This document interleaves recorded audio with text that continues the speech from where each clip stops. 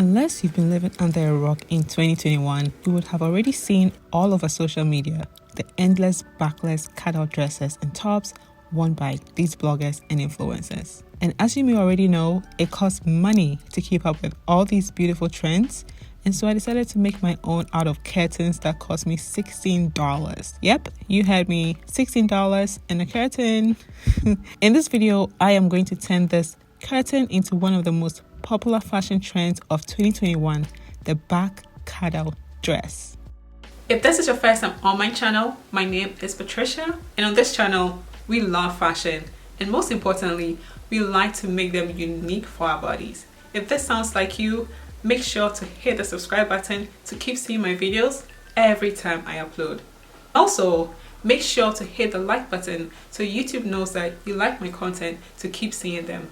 That helps my channel grow. Also, make sure to share the content to other people that will benefit from my content. With that said, let's get to the video. To begin this dress, we first need to create our pattern, and I will be using this pattern I made in another video. You will find the link below in the description box. To achieve my pattern, I'll be using my pattern drafting tools, and I'll also be using a tracing paper to trace out my pattern. Starting with my front pattern, I measure 5 inches from the neckline, then I square a line across the pattern, and from that line, I go down 6 inches to make another point, and I square the line as well.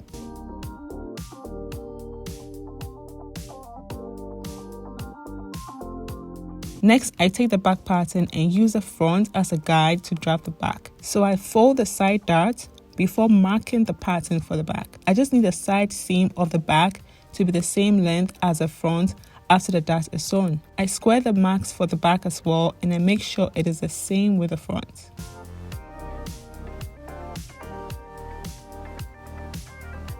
Next, I trace the pattern onto my tracing paper and I cut out the pattern.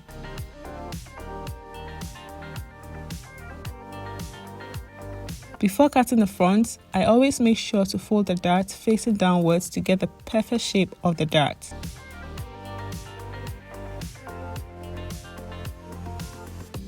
And just like that, I have the main pattern for the dress, but I'm not done yet. My master pattern is more of a looser pattern, hence I need to make some adjustments at the chest level and under the bust area.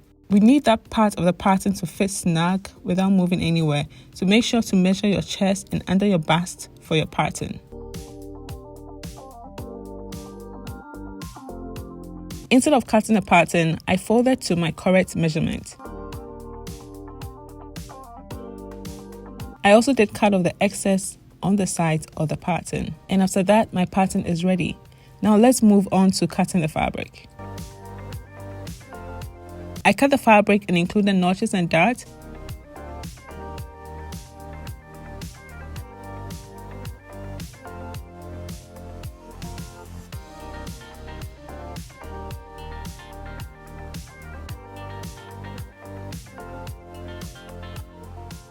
I also wanted more of a curved back design, so I went ahead to cut off some fabric from the back. You can do this on your pattern.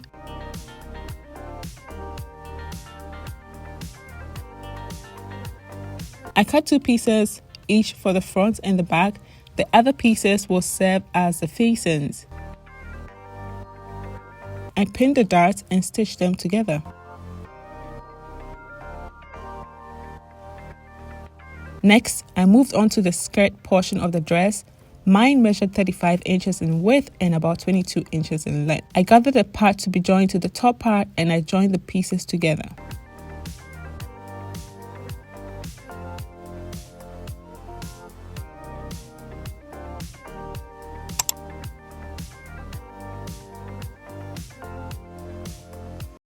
I put that aside and moved on to the back.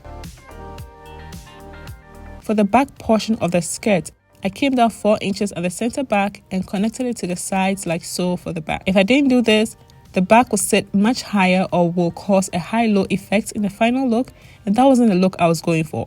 I went ahead to overlock the raw edge and folded about ½ an inch, pinned and stitched to create a casing for the elastic I'll be inserting through.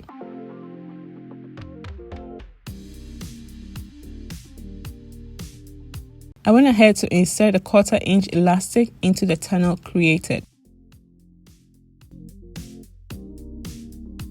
Next, I attach the back of the skirt to the dress, making sure to attach the elastic part starting from where the front skirt meets the bodice of the dress. I also did attach the back bodice at this point.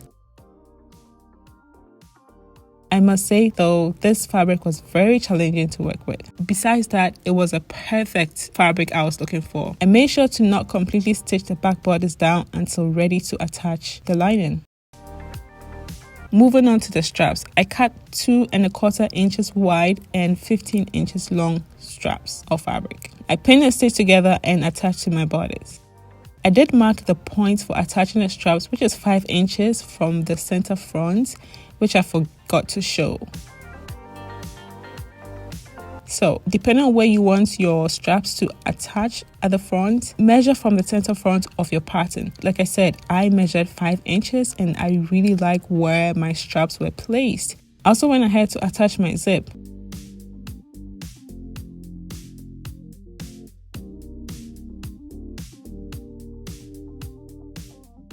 I pinned and stitched together my lining piece and attached to the bodice of the dress.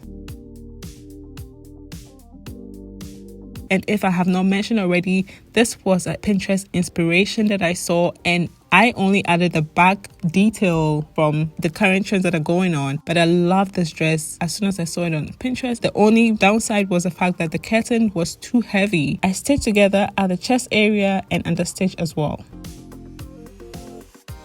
Now, understitching is very, very important. Understitching prevents the lining portion of the dress from coming out. It is a bit tricky to do, but it's so important.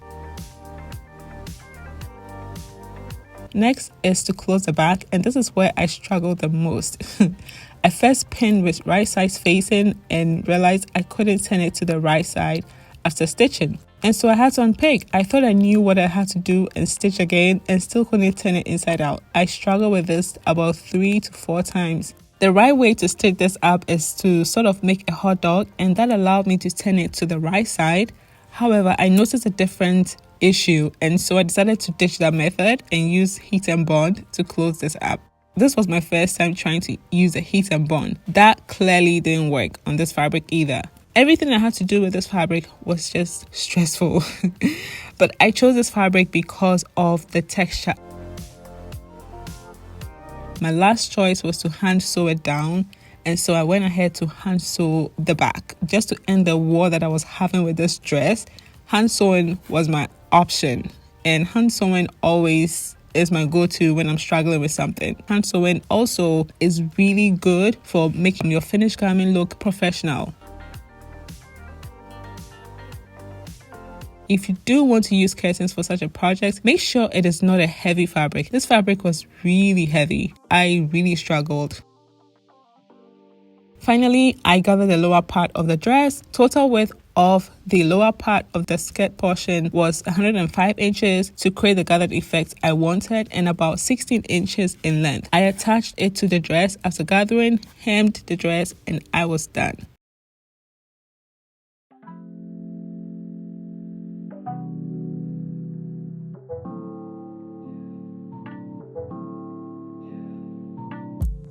Thank you so much for spending your precious time with me. If this video has helped you in any way, kindly give it a thumbs up. Let me know in the comment section below what you would like to see next. Be sure to hit the subscribe button to get notified whenever I upload a new video. Finally, make sure to check out my Instagram. As I say, that is where the fun is. Till next time, have a beautiful rest of your day wherever you are. Bye!